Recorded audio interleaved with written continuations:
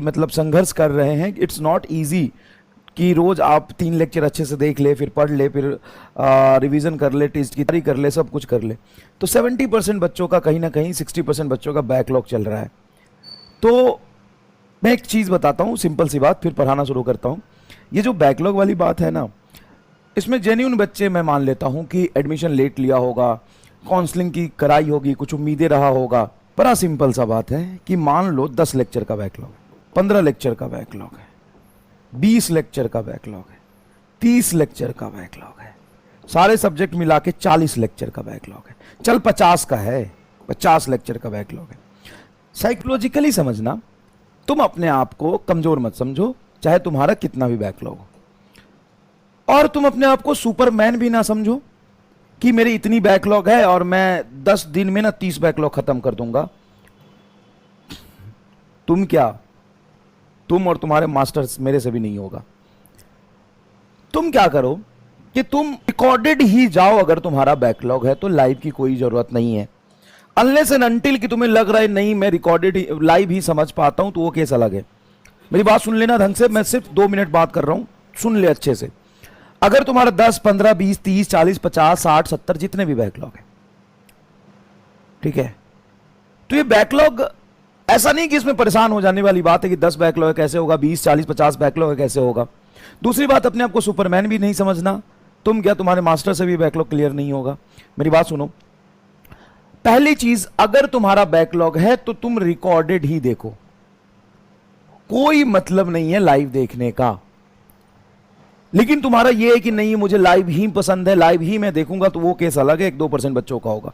अगर तुम्हें लाइव में भी समझ में आता है, रिकॉर्डेड में भी अच्छे समझ में आता है, सबसे ज्यादा इंपॉर्टेंट है कंसेप्ट सीखना, क्वेश्चन की प्रैक्टिस हो जाना, समझ आना, ये 3 इंपॉर्टेंट चीज है। तुम्हें चीजें समझ आए, कंसेप्ट अच्छे से विजुअलाइज हो जाए, तुम सवाल कर पाओ, इससे बड़ी चीज कुछ नहीं है। लाइव रिकॉर्डेड से कोई फर्क नहीं पड़ता है।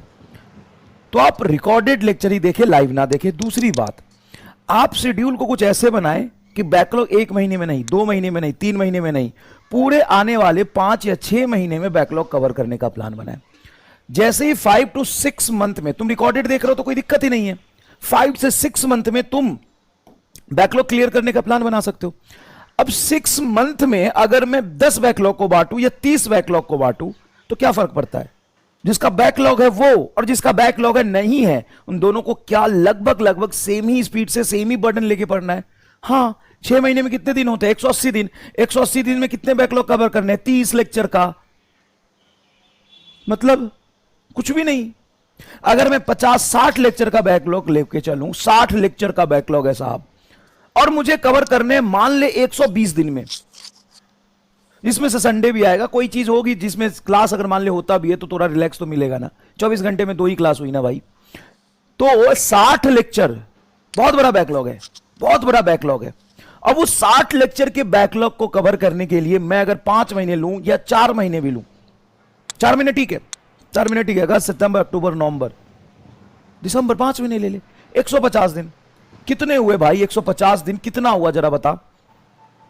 अगर तू आधा लेक्चर भी देख रहा है, आधा से भी कम लेक्चर देख रहा है, तो हो जाएंगे ना कवर। सर इससे तो एक प्रॉब्लम हो जाएगा। क्या? सर इससे तो बैकलॉग बहुत आसानी से क्लियर हो जाएगा। जितना बिना बैकलॉग वाला रफ्तार से पढ़ रहा है उतना ही मुझे स्पीड से पढ़ना होगा। कितना लेक्चर देखना है? आधा लेक्चर देखना है सर, ये तो हो जाएगा। लेकिन हम टेस्ट कैसे देंगे? रिवीजन की क्या भाई, टेस्ट तुम उसी स्पीड से दो ना जितना तुम्हारा कवर होता जा रहा है। 60 लेक्चर पीछे हो तो पीछे वाला टेस्ट दे दो, टेस्ट तो रहता ही है। टेस्ट पेपर का पीडीएफ डाउनलोड करके रख लो घर। बिना बैकलॉग वाला रफ्तार से पढ़ रहा है उतना ही मुझे स्पीड से पढ़ना होगा। कितना लेक्चर देखना है? आधा लेक्चर देखना है सर, ये तो हो जाएगा। लेकिन हम टेस्ट कैसे देंगे? रिवीजन की क्या भाई, टेस्ट तुम उसी स्पीड से दो ना जितना तुम्हारा कवर होता जा रहा है। 60 लेक्चर पीछे हो तो पीछे वाला टेस्ट दे दो, टेस्ट तो रहता ही है। टेस्ट पेपर का पीडीएफ डाउनलोड करके रख लो, घर पे ओएमआर पे टेस्ट दे लो। अगर तुम करना चाहते हो तो सब कुछ पॉसिबल है। रैंक नहीं आया कोई बात नहीं, नवंबर के बाद रैंक आ जाएगा। लेकिन अगर तुम इस 40 बैकलॉग को या 50 बैकलॉग, 30 बैकलॉग को 1 महीने कर करने की कोशिश करोगे, सब रायता फैल जाएगा, सब रायता फैल जाएगा, कोई फायदा नहीं होगा। समझ गए? सारा रायता फैल जाएगा। तो ध्यान रख कि बैकलॉग पे तू लगा है तो एक्सेसिव लोड मत ले, बैकलॉग को एक टाइम इंटरवल में बांट दे जिससे तुम्हें सफिशिएंट टाइम मिले, लेकिन डिसिप्लिन से उसको धीरे धीरे कवर कर लो।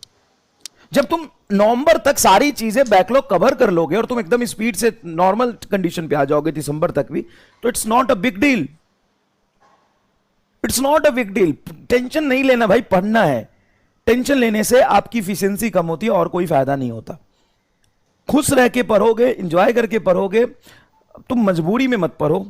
सबसे पहली बात, पता है किनका बैकलॉग होता है और किनको पढ़ने में दिक्कत आती है और किनसे सवाल सॉल्व नहीं होता? जो मजबूरी में पढ़ रहा है। आज भी उन बच्चों की जनसंख्या कम नहीं जो मजबूरी में पढ़ रहे हैं। मजबूरी में मत पढ़ो, पेन लेके मत पढ़ो, फ्रस्ट्रेट होके मत पढ़ो, दुखी मन से मत पढ़ो। अगर ऐसे पढ़ोगे तो कभी भी सिलेक्शन नहीं होना, कभी भी समझ नहीं आएगा, साल भर परेशान रहोगे, दुखी रहोगे, लास्ट में रिजल्ट भी अच्छा नहीं आएगा, कोई फायदा नहीं है। अगर तुमने चूज कर लिया है